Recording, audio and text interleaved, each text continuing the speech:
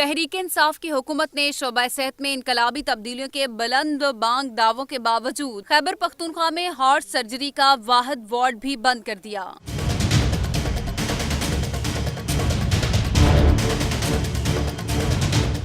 पेशावर के lady reading अस्पताल में सहूलियात के शदीद फुकदान पर डॉक्टर्स ने इंतजामिया को खत लिखकर आगाह किया तो सहूलियात फराहम करने के बजाय वार्ड ही बंद कर दिया गया। लेडी रीडिंग अस्पताल में हार्ट सर्जरी बंद होने के बाद सूबे के मरीजों को पंजाब और सिंध का रुख करना पड़ेगा, जहां अस्पतालों पर पहले ही मरीजों का बोझ है। इंतजामिया के इस फैसले पर पहले से दाखिल मरीजों में मायूसी फैल गई, जबकि इनके तीमारदारों ने तशवीश का इजहार किया।